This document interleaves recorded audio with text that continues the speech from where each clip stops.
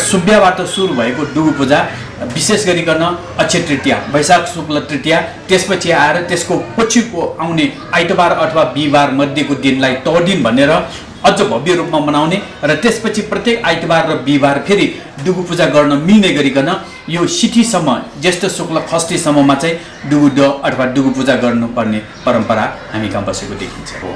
अब डुगु पूजाको सन्दर्भमा धेरैले के भन्छ भने यो कुल देवता हो, यो चाहिँ कुनै अब जस्तै हो गणेश महादेव अथवा नारायण जस्तै कुनै देवदेवीको हुनुपर्छ भन्ने धारणाहरू राखेर डुगु पूजा अथवा डिगु पूजालाई चाहिँ अत्यन्त श्रद्धाका साथ मनाउने त छँदैछ।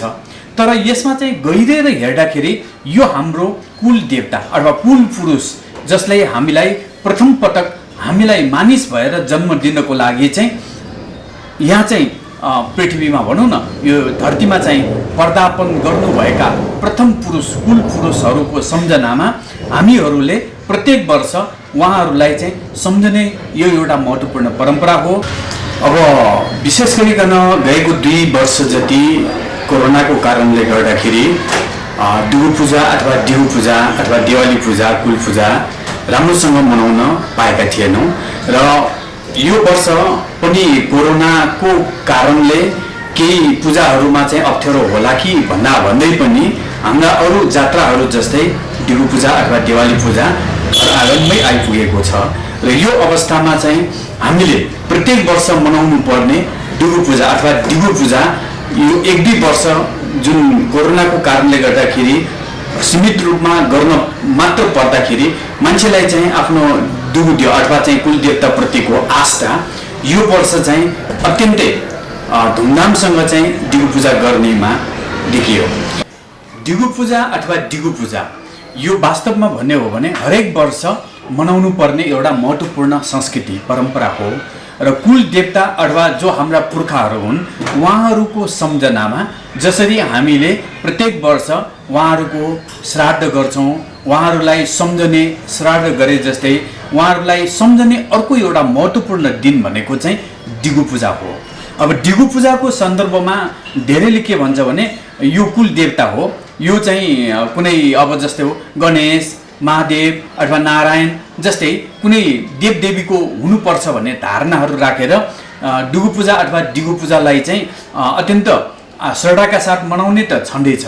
तर यसमा चाहिँ गहिरेर हेर्दाखेरि यो हाम्रो कुल देवता अथवा कुल पुरुष जसले हामीलाई प्रथम पटक हामीलाई मानिस भएर जन्म दिनको लागि चाहिँ यहाँ चाहिँ पृथ्वीमा भनौँ न यो धरतीमा चाहिँ पर्दापन गर्नुभएका प्रथम पुरुष कुल पुरुषहरूको सम्झनामा हामीहरूले प्रत्येक वर्ष उहाँहरूलाई चाहिँ सम्झने यो एउटा महत्त्वपूर्ण परम्परा हो र यो भनेको हामीले विशेष भन्ने हो भने प्रत्येक दिन नै हामीले आफ्नो कुल पुरुषलाई सम्झनुपर्छ अथवा कुल देवतालाई हामीले आफ्नो ध्यानमा राख्नुपर्छ। भनिन्छ यदि कुल देवताले हाम्रो शिरमा बास गर्यो भने, हाम्रो काँधमा बास गर्यो भने र हाम्रो घुँडामा बास गर्यो भने हामी कहिले पनि असफल हुँदैन, किनभने हाम्रो कुल पुरुष जसले हामीलाई जन्म दिएका थिए उहाँहरूले नै हामीलाई चाहिँ यो धरतीमा चाहिँ फेरि बाँच्नको लागि चाहिँ शिरले बुद्धि चाहियो, विवेक चाहियो। हाम्रो हातमा हाम्रो काँधमा चाहिँ दिउ बस्यो भने चाहिँ हाम्रो हात बलियो हुन्छ, काम गर्न सकियो र हाम्रो घुँडामा चाहिँ दिउ बस्यो भने हाम्रो खुट्टा बलियो हुन्छ, हामी जहाँ पनि जान सक्छौँ। तर डिगु जुन कुल देवता छ त्यो चाहिँ कहिले पनि हाम्रो पाइताला मुनि बस्नु हुँदैन। त्यसको अर्थ के हो भने हामीले मान्नुपर्ने व्यक्ति, हामीले मान्नुपर्ने कुल देवतालाई कहिले पनि हामीले कुल्चिनु हुँदैन अथवा अनादर गर्नु हुँदैन। यस आधारमा पनि हामीले डिगु पूजा चाहिँ प्रत्येक वर्ष गर्नुपर्छ। त्यसो भन्दाखेरि डिगु देव शरीरका विभिन्न अङ्गमा बस्दो रहेछ भन्ने कुरा जनविश्वास देखिन्छ हैन। कसरी चाहिँ शिरमा बस्छ, कसरी काँधमा बस्छ, कसरी घुँडामा बस्छ अथवा कसरी चाहिँ यो पैताला मुनि पनि पर्न जान्दो रहेछ। अब यसमा चाहिँ कस्तो हुन्छ भने हाम्रो विशेष गरिकन हामीले आफ्नो कुल पुरुषलाई सम्झिने बेलामा हामीले हरेक वर्ष हामी डिगु पूजा गर्न जान्छौँ। डिगु पूजा गर्दाखेरि प्रत्येक वर्ष डिगु पूजा गर्दाखेरि यदि घरमा कसैको व्रतबन्ध गरेको छ भने व्रतबन्ध गरेको जुन भाइहरू छ उहाँहरूलाई प्रथम पटक डिगु देव कहाँ लैजाँदाखेरि होस् अथवा चाहिँ यहीँ गरेका कन्या केटीलाई यहीँ सकेपछि डिगु देवमा लैजाँदा होस् अथवा चाहिँ हाम्रो कुलमा कोही दुलही अरू ठाउँबाट, अरू गोत्रबाट, अरू थरबाट हाम्रो जातमा, हाम्रो गोत्रमा, हाम्रो परिवारमा मिलन हुन आएका दुलही होस्, उहाँहरू पहिलोपटक दिगुदेव कहाँ लैजाने परम्परा छ। त्यो दिगुदेव कहाँ लैजाँदाखेरि साँचो र पाठीले उहाँहरूलाई टाउकोमा छुवाउँछ 3 पटक, त्यसपछि यो काँधमा छुवाउने चलन छ, त्यसपछि घुँडामा छुवाउने छ। त्यसको चलन के हो भने हाम्रो जुन चाहिँ कुल पुरुष हो उहाँहरूले हामीलाई सधैँ शिरमा हात राखोस्, हाम्रो काँधमा हात राखोस्, हाम्रो घुँडामा हात राखोस्। त्यति गरेसम्म हाम्रो दिन सधैँ राम्रो हुन्छ, हाम्रो दिन सधैँ असल हुन्छ। हामीले कुनै रोग व्याधि हामीले चाहिँ निम्त्याउनु पर्दैन अथवा चाहिँ हामीलाई लाग्दैन, हामीले कुनै अन्य प्रकारका दुःखहरू हुँदैन, हामीले गरेको कामहरू सबै सफल हुन्छ, हामीले गरेका हरेक हामीले जहाँ पाइला राखे पनि हामी सफल होइन्छ। तर जब पाइतला मुनि चाहिँ दिगुदेव बसेको हुन्छ अथवा दिगुदेव बसेको हुन्छ त्यति बेला त्यो मान्छेले गरेको काम कुनै पनि काम सफल हुँदैन, अनावश्यक झमेलाहरू आइपर्छ, अनावश्यक कानुनी झमेलाहरूमा फस्नेदेखि लिएर आफ्नो शरीर एकदमै चाहिँ तपाईँको चाहिँ रोग व्याधिले चाहिँ सम्पत्ति नाश हुने, मान्छेको चाहिँ मृत्यु समेत हुन सक्ने, यस प्रकारको चाहिँ यो विभिन्न प्रकारका भयहरू भइराख्ने, यो सबै हुनुको पछाडि चाहिँ दिगुदेव पाइतला मुनि बस्यो भने वास्तवमा चाहिँ दिगुदेव पाइतला मुनि बसेको छ भने त्यो मान्छेलाई एक हिसाबले भन्ने हो भने उसलाई एउटा चाहिँ ठुलो उसलाई दशा लागिराखेको भन्ने हामी बुझिन्छौँ। र त्यस्तो बेलामा दिगुदेव अथवा दिगुदेव हाम्रो पाइतला मुनि नबसोस् भनेर हामीले कुल देवतालाई राम्रोसँग शुद्धसँग हामीले गर्नुपर्ने विधि विधान अनुसार उहाँलाई पूजा गर्यो र उहाँको सेवामा हामीले चाहिँ आफ्नो ध्यान दियो भने त्यो चिजबाट पनि हामी छुटकारा पाउन सक्छौँ। र दिगुदेवले सधैँ हाम्रो शिरमा चाहिँ आशिष दियोस्, हाम्रो घुँडामा हाम्रो काँधमा पनि आशिष दियोस् भनेर हामीले मनोकामना अथवा चाहिँ इच्छा राखेर प्रत्येक जुन व्रतबन्ध गरेका पुरुष अथवा यहीँ गरेका कन्या अथवा दुलहीलाई पनि हामीले लगेर त्यसरी चाहिँ हामीले गोत्रमा आफ्नो गोत्रमा समाहित गर्दाखेरि नै यो दिगुदेवले चाहिँ यी 3 ठाउँमा बास गरोस् भनेर हामीले इच्छा राखेको हुन्छौँ अथवा कामना गरेको हुन्छ।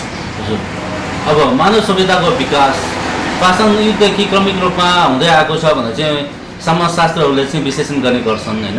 अब नेवार समुदायमा यो दुर्गा पूजा गर्ने, कुलदेवता पूजा गर्ने परम्परा कहिलेदेखि थालेको होला त? अब हामीले तपाईँले पाषाण युगको कुरा गर्नुभयो, हामीले यो कुरालाई यदि राम्रोसँग व्याख्या गर्ने हो भने, यदि काठमाडौँ उपत्यकाकै मात्र कुरा गर्ने हो भने, हामी नेवार समुदायकै दिगु पूजा अथवा दिगु पूजाको मात्र कुरा गर्ने हो भने पनि काठमाडौँ उपत्यका पाषाण युगमा एउटा चाहिँ कस्तो भने यो तलाउ थियो र तलाउ छँदाखेरि यो काठमाडौँ उपत्यकामा मानिसको बसोबास त थिएन, तर मानिसहरू सबै चाहिँ यो पहाडी इलाका यो चारैतिरको उपत्यकाको अग्ला अग्ला डाँडाहरूमा बस्दाखेरि त्यति बेला हाम्रा पूर्वजहरू बिते, कुल पुरुषहरू जो बिते उहाँहरू बितेको ठाउँमा हामीले त्यति बेला पनि दिगु पूजा गरेको अथवा चाहिँ उहाँहरूको सम्झनामा चाहिँ हामीले दिगुदेव स्थापना गरेर उहाँहरूलाई सम्झेको भने हामीले चाहिँ बुझ्नुपर्छ। र यो मानव शास्त्रको हिसाबले अथवा चाहिँ यो हाम्रो चाहिँ मानव विकासको हिसाबले काठमाडौँ उपत्यकामा बस्ने नेवारहरू जो पहिला काठमाडौँ उपत्यकाको यो उपत्यकामा बस्नुभन्दा अगाडिको अवस्थादेखिको कुरालाई हामीले जोड्ने बेलामा काठमाडौँ उपत्यकाको विकास क्रमभन्दा अगाडि नै हामी कहाँ चाहिँ हाम्रा यो जुन चाहिँ हाम्रा पूर्वजहरूप्रति सम्झना गर्ने अथवा उहाँहरूप्रति दिगु पूजा गर्ने परम्पराहरू थाल्ने भइसकेको देखिन्छ। तर जब पछि चाहिँ यो काठमाडौँ उपत्यकाका पानी बाहिर पठाएर यो ठाउँमा चाहिँ बसोबास भइसकेपछि जब मानिसहरू यो पहाडी भागबाट चाहिँ यो उपत्यकाको सम्म भागमा चाहिँ उनीहरू बस्न आए, त्यति बेला उनीहरूले चाहिँ आफ्नो पूर्वजहरू जो पहिला चाहिँ सद्गति गरेको अथवा चाहिँ उहाँहरूलाई सद्गति गरेको ठाउँहरू थिए अथवा उहाँहरूको सम्झनामा स्थापना गरेका दिगुदेवहरू थिए, ती पहाडी इलाकाका दिगुदेवहरूलाई बिस्तारै क्रमिक रूपमा आफ्नो नजिक नजिक सार्दै आउने क्रममा काठमाडौँ उपत्यका भित्रको काठमाडौँ भक्तपुर पाटन जो नदीहरूले घेरिएको छ ती नदीभन्दा बाहिर ती दिगुदेवहरूलाई स्थापना गरेर उनीहरूको सम्झनामा चाहिँ प्रत्येक वर्ष दिगु पूजा गर्ने परम्परा यहाँ बसेको देखिन्छ। अब दिगुदियो र आगन्ड्यको विषयमा हामीले अरूलाई बताउनु हुँदैन भने हाम्रो एउटा धारणा पहिलेदेखि नै विकास भइ आएको सन्दर्भमा दिगु पूजा अथवा दिगुदियोको बारेमा चाहिँ त्यति चाहिँ स्पष्ट लिखित इतिहासहरू भेटिँदैन।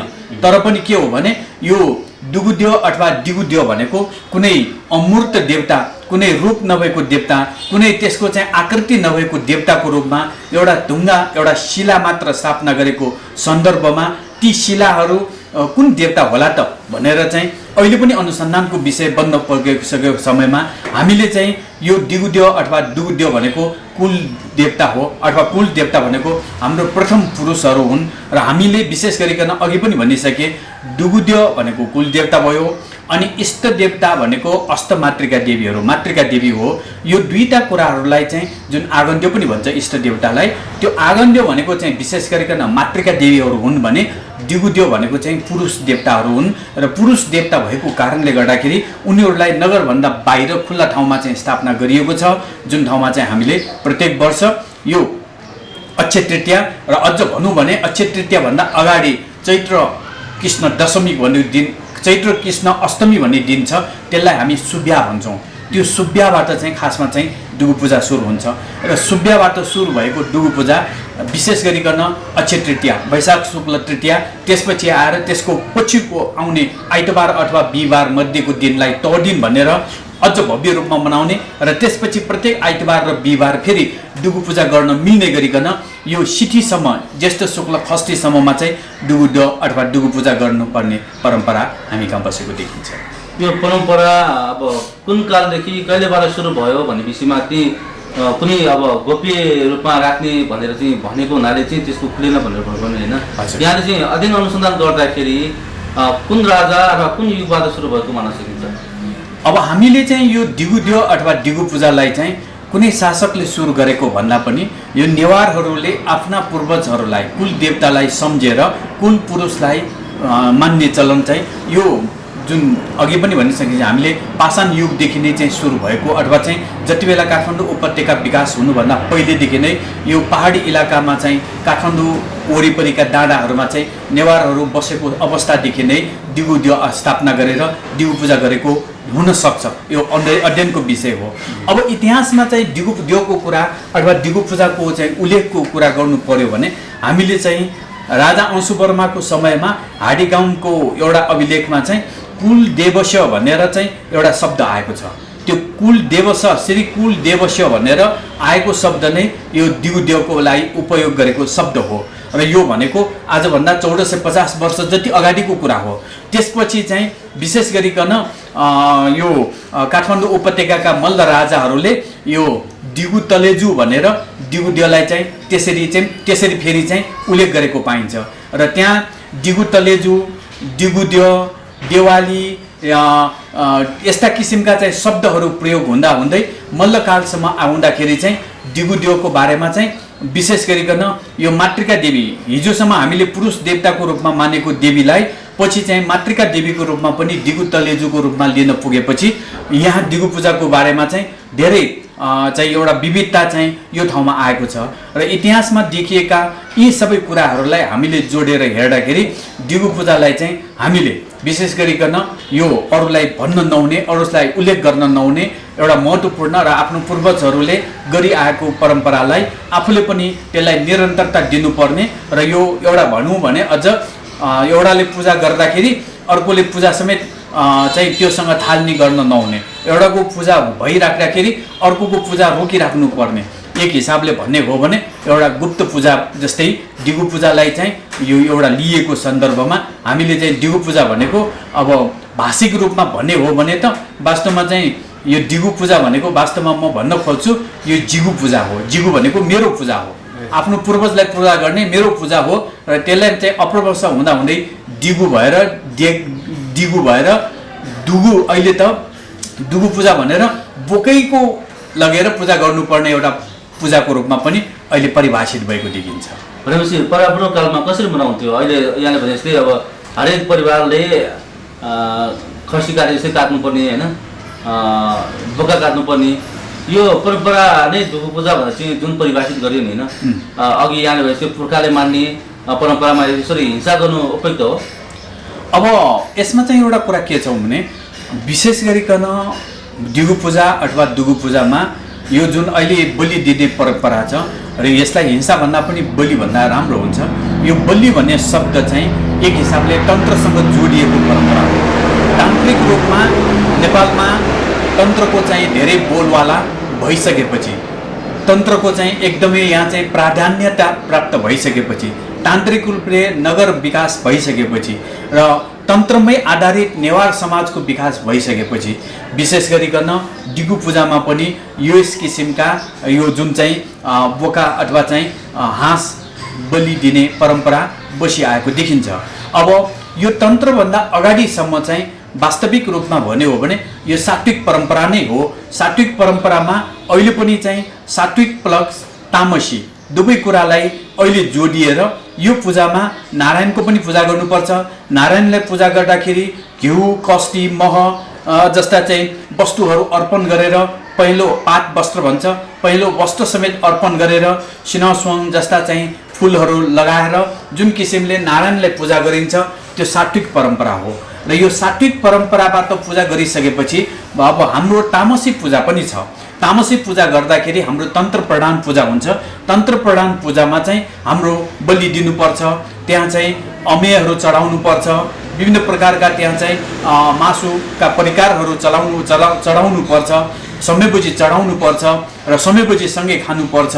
र यो परम्परा वास्तविक रूपमा भन्ने हो भने हाम्रा पूर्वजहरूप्रति हामीले चाहिँ एक हिसाबले भन्ने हो भने उहाँहरूलाई पनि हामीले जसरी मासु खान्छौँ, हामी जसरी चाहिँ विभिन्न प्रकारका चाहिँ तामसी भोजन गर्छौँ, उहाँहरूलाई पनि त्यो तामसी भोजन गराएको सरह हामीले चाहिँ लिनुपर्छ।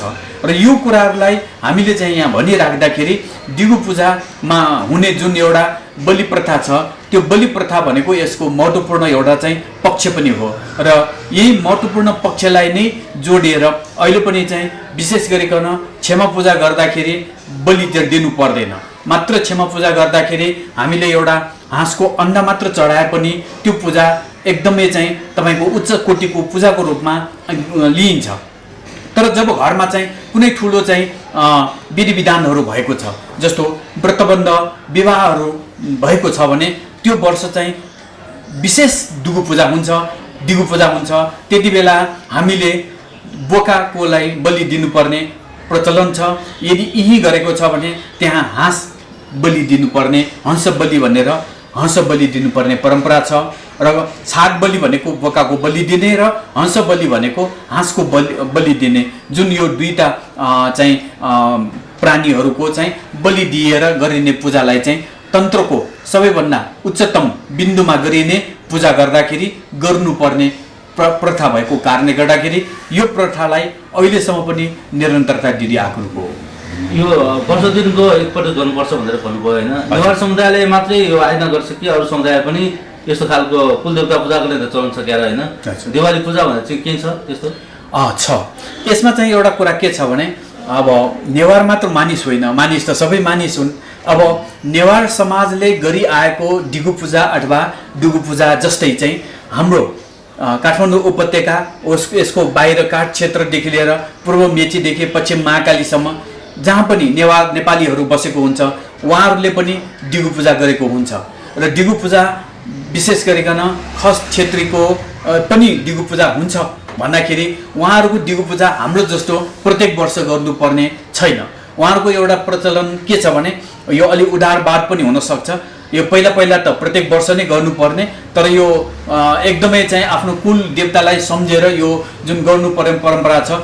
अब उहाँहरू एक ठाउँबाट अर्को ठाउँमा बसाइ सर्ने, आफ्ना परिवारजनहरू भेटघाट गर्नको लागि चाहिँ एकदमै गाह्रो हुने, यस्तो अवस्थामा कसैको 3 वर्षको एकचोटि, कसैको 6 वर्षको एकचोटि, कसैको 12 वर्षको एकचोटि त्यसरी पनि दिवाली पूजा अथवा दिगु पूजा गरेर आफ्नो परम्परा, आफ्नो कुल परम्परालाई धानिराखेको हुन्छ।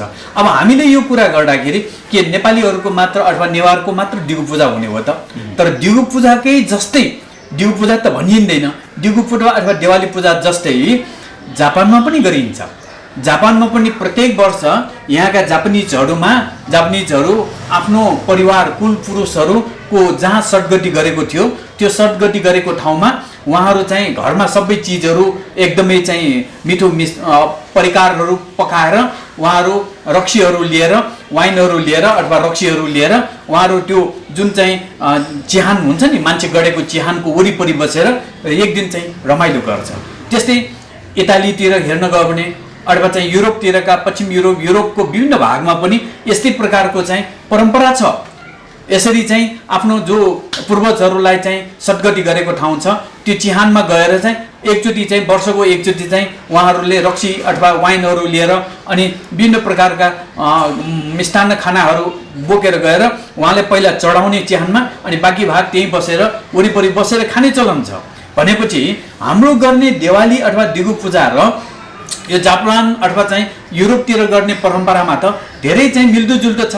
र हामीले चाहिँ के हो भने हाम्रो धर्म संस्कृति परम्पराले हामीले त्यो चिहान भनेनौँ, हामीले त्यो मान्छे जुन चाहिँ गाडेको अथवा पोलेको ठाउँ भनेनौँ, हामीले चाहिँ के भन्यौँ भने देवता भन्यौँ। हामीले देवताको रूपमा चाहिँ पूजा गऱ्यौँ र एउटा महत्त्वपूर्ण कुल देवताको रूपमा त्यो देवतालाई चाहिँ हामीले प्रत्येक वर्ष पूजा गर्नुपर्छ, प्रत्येक वर्ष हामीले सम्झनुपर्छ भन्ने किसिमले चाहिँ एउटा चाहिँ महत्त्वपूर्ण आयोजना जुन चाहिँ परिवारका चाहिँ आफ्नो गोत्रका आफ्नो परिवारका आफ्नो जात यसमा एउटा महत्त्वपूर्ण कुरा सन्देश के छ भने यो दुगु पूजामा चाहिँ दुगु पूजाबाट बाहेक भयो भने एउटा धेरै ठुलो चाहिँ अपमान भएको अथवा चाहिँ आफ्नो परिवारबाट नै एउटा छुटिएको जस्तो महसुस हुने सन्दर्भमा दुगु पूजामा जसरी भए पनि आफ्नो दाजुभाइसँग आफ्नो परिवारसँग मिलेर दुगु पूजा गर्नुपर्छ भन्ने धारणाले परिवारमा विखण्डन आउने परिवारमा चाहिँ दुगु पूजामा बाहेक गर्नु पर्ला है हुनु पर्ला भनेर एउटा चाहिँ चेतावनीका भाषाहरू पनि प्रयोग गरेको सन्दर्भमा दिगु पूजाले चाहिँ त्यो कुलमा जन्म लिएका परिवारहरूलाई एकजुट हुनको लागि महत्त्वपूर्ण सन्देश दिने र वर्षको एकचोटि भए पनि दिगु पूजामा चाहिँ सम्मिलित भएर दाजुभाइसँगै बसेर भोज खाने अथवा आफ्नो कुल देवतालाई सम्झने परम्परा एउटा महत्त्वपूर्ण सन्देश दिन सक्ने परम्पराको रूपमा रहेको छ। हजुर, यो अब नेवार समुदायले विशेष गरेर आफ्नै पहिचानयुक्त तरिकाले होइन भक्तवृन्दहरूको आसपासमा देवता स्थापना गरेको छ, त्यहीँ गएर आफ्नो कुल देवतालाई पूजा गर्छन्, दुगु पूजा गर्छन्। भक्तपुर बाहिरका समुदायले के गर्छन्, उहाँहरूले पनि विशेष यो पर्व मनाउँछ कि मनाउँदैन कि के लाग्छ? अब भक्तपुरमा त हामीले भक्तपुरको मुख्य 3वटा यहाँ चाहिँ दिवाली गर्ने ठाउँहरू छ। त्यसमा चाहिँ प्राचीन कालदेखि नै जुन चलिआएका दिवाली पूजाहरू दिवाली गर्ने ठाउँहरू दिगुद्योगहरू जस्तो कि हामी कमल विनायकको वरिपरिको टुमोचो डुगुरे भन्ने ठाउँ छ, त्यसलाई थटुसुब्या भन्छ। त्यसपछि आएर भक्तपुरको हनुमान घाट खोरेको बिचको रहेको जुन देवाली घर छ देवाली पूजा गर्ने ठाउँ छ त्यसलाई दठुसुब्या भन्छ। अनि त्यसपछि आएर यो जुन चाहिँ भीमसेन स्थानको भीमसेन मन्दिरसँगै वरिपरि रहेका देवाली स्थललाई कुथुसुब्या भन्छ। यसरी थाटुसुब्या दठुसुब्या र कुथुसुब्या यो 3वटा प्रमुख देवाली गर्ने ठाउँहरू बाहेक भक्तपुर नगरको दक्षिण भेगमा बाहेक अरू ठाउँमा पनि देवाली गर्ने ठाउँहरू प्रशस्तै छ। त्यसमा अहिले कमल विनायक पोखरी वरिपरि, त्यसपछि भाजु पोखरीको वरिपरि, त्यसपछि रानी पोखरीको वरिपरि, सिद्ध पोखरीको वरिपरि देवाली गर्ने ठाउँहरू प्रशस्तै रहेको छ। अब यो पानी जहाँ छ त्यहाँनिर देवालीका देवताहरू स्थापना भनेको अथवा पोखरीको वरिपरि स्थापना भएका देवालीहरू यो विभिन्न टाढाको ठाउँबाट चाहिँ सार्दै ती ठाउँहरूसम्म आइपुगेको हो। उदाहरणको लागि रानी पोखरीको वरिपरि सिद्ध पोखरीको वरिपरि रहेका दिगुदेवहरू भक्तपुरको उत्तर पश्चिम भेगबाट दुवाकोट जस्ता ठाउँहरूदेखि लिएर यी वरिपरिका ठाउँहरूबाट यता सर्दै आएको हो। त्यस्तै गरिकन कमल विनायकको देवहरू विशेष गरिकन भक्तपुरको छालिङ सुडाल जस्ता ठाउँहरूमा पहिला ती दिगुदेवहरू सार्दै त्यहाँ आइपुगेका हुन्। अब यो भक्तपुरका कुराहरू त हामीले यसरी भक्तपुरको दक्षिण भेग बाहेक अरू सबै भेगमा देवाली पूजाहरू गर्ने प्रशस्तै ठाउँहरू हामीले देखिराखेको छौँ। त्यो बाहेक पनि काठमाडौँ उपत्यका बाहिर अथवा काठमाडौँ उपत्यकामै कुरा गर्ने हो भने काठमाडौँमा पनि त्यस्तै प्रकारका दिगुदेवहरू प्रशस्त रहेको छ र त्यहाँ भक्तपुरमा जस्तो भन्दाखेरि पनि त्यहाँ विशेष गरिकन देवतालाई विशेष गरिकन गणेशलाई चाबैल गणेशदेखि लिएर फर्पिङका विभिन्न देवदेवतादेखि लिएर विभिन्न मन्दिरहरू दक्षिण काली देवताहरूदेखि लिएर विभिन्न देवताहरूलाई पनि दिगुदेव मान्नेहरू प्रशस्तै रहेको छ। अब काठमाडौँभन्दा बाहिर जो भक्तपुरबाट बसाइ सराई गएका व्यक्तिहरू हुनुहुन्छ, उहाँहरूले जस्तो आफ्नो धरानमा कोही हुनुहुन्छ, बन्दीपुरमा कोही हुनुहुन्छ, अथवा कतै चाहिँ काठमाडौँ उपत्यकाभन्दा बाहिर रहेका नेवारहरूले आफ्नै घर आँगन पौसीमा पनि दिगुदेव भनेर स्थापना गरेर अथवा आफ्नो घरको वरिपरि चाहिँ दिगुदेवहरू स्थापना गरेर दिगु पूजा गरिआएको देखिन्छ। त्यसो भन्दा आम समुदायले दिगु पूजा मनाउनुको महत्त्व र महिमालाई झल्काउँदाखेरि होइन अहिलेको 21औं शताब्दीमा के छ? अब अहिले हामी धेरै विज्ञान र प्रविधिले अगाडि गइसकेको छौँ। अब दिगु पूजा भनेको मात्र भोज खानको लागि, आफ्नो दाजुभाइ भेट गर्नको लागि त छँदैछ, त्यति मात्र होइन। दिगु पूजाको पनि आफ्नै चाहिँ महत्त्व छ। दिगु पूजाको महत्त्व भनेको हामीले चाहिँ एउटा हिसाबले भन्ने हो भने दिगु पूजा मनाउने समयलाई आकलन गरेर यसको महत्त्वलाई हामीले अझ बढी झल्काउन सकिन्छौँ। जस्तै उदाहरणको लागि दिगु पूजा भनेको विशेष गरिकन यो चैत महिनाबाट सुरु भएर जेठ महिनाभित्र अथवा चाहिँ यो करिब 2 महिनाभित्रमा दिगु पूजा गर्नुपर्ने परम्परा छ। यो दिगु पूजा यति बेला नै किन गर्नु पर्यो? यसको पनि महत्त्व छ, यसको पनि कारण छ। किनभने हामीलाई जन्म त दियो हाम्रो कुल पुरुषले, हामीलाई जन्म दिइसकेपछि हामी जब यो धरतीमा आयौँ नि, हामीलाई बाँच्नको लागि हातमुख जोड्नु पर्छ। हातमुख जोड्नको लागि हामीलाई हाम्रा पूर्वजहरूले एउटा महत्त्वपूर्ण सन्देश शिक्षा के दिएको छ भने खेती गर्ने, कृषि गर्ने। त्यो कृषि भनेको विशेष गरिकन हामीले अरूलाई कृषि भनेको छैनौँ, विशेष गरिकन धान रोप्नेलाई। धान रोप्ने कामलाई कृषि भनेको सन्दर्भमा यो धान रोप्नको लागि यो पचा राख्ने समय भनेको यो जुन चाहिँ दिगु पूजा सुरु भएपछि पचा राख्ने हाम्रो चलन छ। यो पचाहरू राखिसकेपछि त्यो पचा अथवा चाहिँ धानका बिउहरू जब चाहिँ अलिकति बेर्ना ठुलो भएर आउँछ, त्यो बेर्ना ठुलो हुने समय भनेको यही दिगु पूजाकै समय हो। यो दिगु पूजाको समयमा ती बेर्नाहरू राखेर हामीले कुल देवतालाई चाहिँ सम्झ्यौँ भने हाम्रा चाहिँ धान जुन चाहिँ धान हामीले रोप्न लागेको धानका बिउहरू छ त्यो हलक्कै बढ्छ, त्यसले हामीलाई चाहिँ काम दिन्छ। त्यो जब चाहिँ उम्रिन्छ, त्यो सप्रिन्छ, हामीलाई हाम्रो मन यति खुसी हुन्छ कि अब म बाँच्ने भएँ। जस्तै भनौँ न, एउटा चाहिँ हिजोको दिनमा चाहिँ जब चाहिँ अहिलेको जस्तो कुनै चाहिँ बत्तीको व्यवस्था थिएन, बस्ने यस्ता घरहरूको व्यवस्था थिएन, मान्छेहरू पहाडमै बस्ने, ओडारमै बस्ने। जब राति पर्छ ती मान्छेहरू अब म भोलिको दिन मैले यो सूर्य हेर्न पाउँछु कि पाउँदैन भनेर चाहिँ मान्छेहरू सम्झी त्यो डरलाग्दो क्षण सम्झी जब रात बिताउँछ, भोलिको दिनमा जब सूर्य उडाउँछ उसले चाहिँ के हो भन्छ, एकदमै ऊ खुसी हुन्छ, सूर्यलाई प्रणाम गर्छ, गुड मर्निङ भन्ने, शुभ प्रभात भन्ने शब्दहरू जब उसको मुखबाट निस्किन्छ, किनभने उसले एक रात विजय प्राप्त गरिसक्यो। त्यस्तै गरिकन हाम्रो जीवनमा पनि हामी बाँच्नको लागि हामीले जुन चाहिँ खेतमा चाहिँ मानु रोपेर मुडी फलाउनु पर्ने धानको बिउहरू हामीले चाहिँ छर्दाखेरि पनि हामी ती कुल पुरुषलाई सम्झिन्छौँ र कुल देवतालाई पूजा गरेर हामी जब धानहरू राख्छौँ, त्यो धान राख्ने समय भनेको अथवा बेर्ना उमार्ने अथवा धान रोप्ने समय भनेको ज्येष्ठ शुक्ल खस्ती र बढीमा गयो भने हामी चाहिँ घन्टाकर्ण पर्वसम्म चाहिँ हामीले चाहिँ त्यो धान चाहिँ रोपिसक्नुपर्छ। त्योभन्दा पछाडि धान रोप्यो भने त्यो धान राम्रो हुँदैन, किनभने हामीले कुल देवतालाई त्यही समयसम्म सम्झेको छौँ भने त्यो समयमा गरेका कामहरू राम्रो हुन्छ। त्यो समयमा गरेका कामबाट हाम्रो जीवन चाहिँ बाँच्छ भने हामीले प्रत्येक वर्ष कुल पुरुषलाई किन सम्झना नगर्ने, किन पूजा नगर्ने? यसै सन्दर्भमा 21औं शताब्दीको समयमा हामी अहिले आइपुग्दाखेरि पनि हामीले कुल पुरुषलाई सम्झन छोड्यौँ र हामीले कुल पुरुषप्रति हामीले श्रद्धा राख्न छोड्यौँ भने हामी र पशुमा त केही फरकै हुँदैन। त्यसैले हामी मानिस भएर बाँच्नुको पछाडि नै हामीले ती कुल पुरुषहरूलाई सम्झेर उहाँहरूप्रतिको श्रद्धा गर्न सक्नु नै हाम्रो मानवीय ठुलो गुण हो। अब वर्ष दिनमा दिगु पूजा कुलदेवता पूजा गरेन भनेदेखि अन्य शुभ कार्य पनि गर्न हुँदैन भन्ने मान्यता पनि रहन्छ हुन्छ नि, होइन? अब यसै प्रसङ्गमा आम समुदायले आफ्नो परम्परादेखि मनाउँदै आएको दिगु पूजा अथवा दिवाली पूजा अथवा यो कुलदेवता पूजाको सेरफेरमा हामीले चर्चा गर्दाखेरि अब आम समुदायले मनाइरहेको छ, पक्कै पनि यसको महत्त्व र महिमा बुझेर नै मनाइरहनु भएको हुनुपर्छ, होइन? आजको कुराकानीमा के आग्रह र सन्देश दिनुहुन्छ? विशेष गरिकन हामीले हाम्रो कुल देवताहरूलाई जुन गर्ने परम्परा, जुन एउटा श्रद्धा गर्ने परम्परा, मनाउने परम्परा, यो हाम्रो एउटा मौलिक परम्परा हो। यो परम्परा हामीले हिजोको दिनमा जसरी मनाइ आएको हो त्यो परम्परालाई हामीले ढाल्नुपर्छ र हामीले मनाउने परम्परा यति धेरै विविध छ। एउटै नेवार भएर पनि एउटा नेवारको घरमा मनाउने, अर्को नेवारले मनाउने जुन परम्पराहरू फरक छ, ती फरक परम्पराहरूलाई हामीले चाहिँ हाम्रो मौलिकता हो भनेर त्यसलाई बिर्सनु हुँदैन। उदाहरणको लागि हामी चाहिँ कोही चाहिँ नगरकोटको डाँडातिर हेरेर पूजा गर्छ, कोही चाहिँ साङ्गाको डाँडा हेरेर पूजा गर्छ, कोही चाहिँ हाम्रो आशापुरे जङ्गलतिर हेरेर पूजा गर्नेहरू हुन्छ। त्यो पूजा गर्दाखेरि आफ्नो दिशा कुन हो भन्ने कुरा थाहा पाउनुलाई त्यसरी हामीले चाहिँ त्यो पूजालाई चाहिँ हामीले चाहिँ बिर्सनु हुँदैन। हाम्रा पूर्वजहरू कुन दिशाबाट यो काठमाडौँ उपत्यकामा प्रवेश त्यही दिशातर्फ हेरेर पूजा गर्ने हो।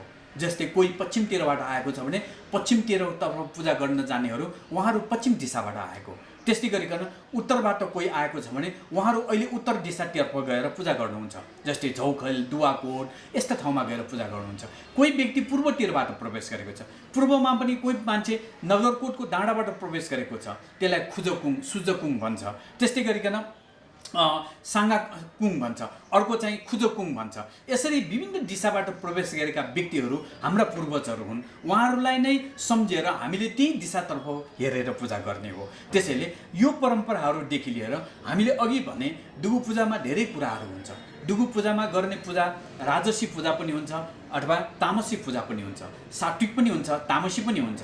र सात्विक पूजा गर्दाखेरि हामीले चाहिँ तामसी देवतालाई चाहिँ त्यहाँ चढाउनु पर्ने चिजहरू अन्डा बलि दिनु हुँदैन।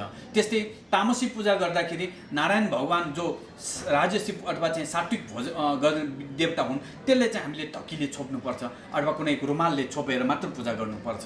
अब यहाँ पूजाकै सन्दर्भमा पनि कुरा गर्दाखेरि हामीले पूजा गर्दाखेरि त खाएर पूजा गर्न मिल्दैन। तर नेवार समुदायभित्र पनि नायोले चाहिँ तन्न खाएर पूजा गर्न जाने हाम्रै समाजभित्र छ। अब कसैको चाहिँ के हो भने तपाईँको मैले अहिले भने यहीँ गर्दाखेरि हाँस बलि दिनुपर्छ भन्छ। तर भक्तपुरकै कोनेका प्रजापतिहरू, हाकुजिया प्रजापतिहरूको हाँस काट्नु हुँदैन, किनभने हाँसलाई उहाँहरूले गुरु मानेको छ, हाँस काट्नु हुँदैन। त्यस्तै गरी कसैको चाहिँ पूजा गर्दाखेरि जस्तो सुकै कलरको अथवा जस्तो सुकै रङ्गको बोका भए पनि हुन्छ, तर कसैको कालै बोका चाहिन्छ हैन। अब मैले पनि अघि भनिसकेँ, डुगुदेव भनेको सबैको चाहिँ खोलाको वरिपरि खोला पारी हुन्छ भनेर भने होइन। कसैको डुगुदेव त आफ्नै घरमा पनि पूजा गर्ने छ। आफ्नै घरमा कौशीमा पूजा गर्नेहरू पनि थुप्रै छ। कौशीमा एउटा त्यो थाम भन्छ, थामबाट एउटा अन्डा खसालेर, हाँसको अन्डा खसालेर, यसमा कुखुराको चल्दैन, कुखुरा पनि बलि दिँदैन, हाँसको अन्डा चाहिँ तल जहाँ खस्छ त्यो ठाउँमा पूजा गर्नेहरू पनि भक्तपुरमा छ। र खोलामा जाँदाखेरि चाहिँ कोहीको चाहिँ कस्तो हुन्छ भने भक्तपुरको त्यो नेचै परिवार छ, उहाँहरूको चाहिँ त्यो खोलामा चाहिँ डुगु पूजा गर्न जाने हो।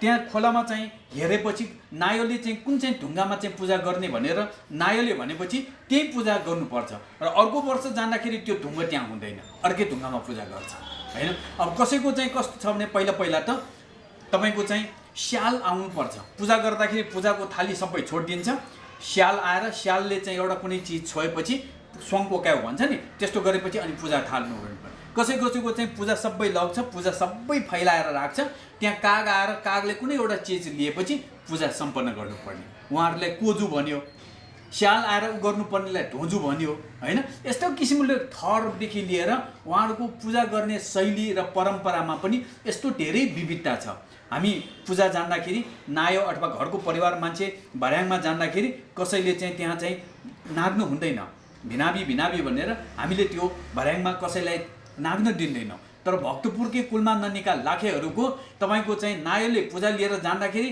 अथवा चाहिँ नायो र अरू सबै जान्छ, नकिङले चाहिँ माथिबाट चाहिँ एकचोटि त्यो हाचङ्गा गर्नुपर्ने। अब यो त उल्टो भयो हैन। कसैकोलाई चाहिँ नायोलाई नै पहिला चाहिँ रक्सी तन्न खुवाएर, रक्सी र समयपछि खुवाएर लैजानु पर्ने हैन। यस्ता विविध प्रकारका जुन परम्पराहरू छ नि, यो परम्पराहरू सबैले भरिपूर्ण भएको हाम्रो दिगो पूजा अथवा दिवाली पूजा, यसको अध्ययन गर्ने हो भने त प्रत्येक जातको, प्रत्येक हाम्रो चाहिँ जुन एउटा चाहिँ हाम्रो परम्परादेखि चाहिँ चलिआएको हो, त्यसलाई चाहिँ एउटा महत्त्वपूर्ण दस्तावेजको रूपमा हामीले लिपिबद्ध गर्नुपर्ने हुन्छ। जुन हामीले लिपिबद्ध गर्न सकेनौँ भने अब आउने पुस्ताले चाहिँ यो कुराहरू अर्काको देखासिकी गरेर म फलानुले यस्तो गर्छ भने मैले पनि यस्तै गर्नुपर्छ भनेर उसले चलिआएको परम्परालाई त्यहाँ त्याग्न सक्छ। त्यो भनेको हाम्रो संस्कृतिमा एउटा अर्को ठुलो घाटा हो। त्यस्ता घाटाहरू हामीले गर्न दिनु हुँदैन, किनभने नेवार एउटै गोत्र होइन, नेवार एउटै थर होइन, नेवार कुनै जाति होइन, नेवार एउटा राष्ट्र हो। राष्ट्रभित्र धेरै कुरा त्यहाँ चाहिँ तपाईँको चाहिँ सम्मिलित भएको हुन्छ। त्यो सम्मिलित भएका सम्पूर्ण कुरा नै हाम्रो सम्पत्ति हो। हाम्रो त्यो अमूर्त सम्पत्तिहरू हामीले चाहिँ जगेर्ना गर्न सकेनौँ भने भोलि एउटा चाहिँ महत्त्वपूर्ण हाम्रो चाहिँ सांस्कृतिक सम्पदाहरूमाथि चाहिँ हाम्रो घाटा परेको हामीले चाहिँ ठहरिन्छ। त्यसैले त्यस्ता अवस्था आउन नदिनुको लागि पनि हामीले हाम्रो परम्परा नै आफ्नो लागि ठुलो हो, त्यो परम्परालाई हामीले छोड्नु हुँदैन। हस्, यो जानकारी सन्देशको लागि ओम सर धेरै धेरै धन्यवाद। मलाई मेरो विचार राख्ने मौका दिनुभयो, तपाईँलाई पनि मेरो तर्फबाट धेरै धन्यवाद।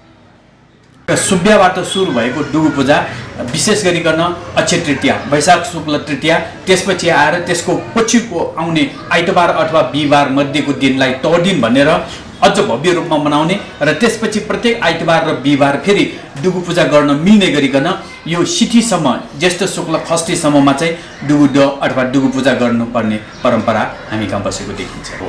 अब डुगु पूजाको सन्दर्भमा धेरैले के भन्छ भने यो कुल देवता हो, यो चाहिँ कुनै अब जस्तै हो गणेश, महादेव अथवा नारायण जस्तै कुनै देवदेवीको हुनुपर्छ भन्ने धारणाहरू राखेर डुगु पूजा अथवा दिगु पूजालाई चाहिँ अत्यन्त श्रद्धाका साथ मनाउने त छँदैछ।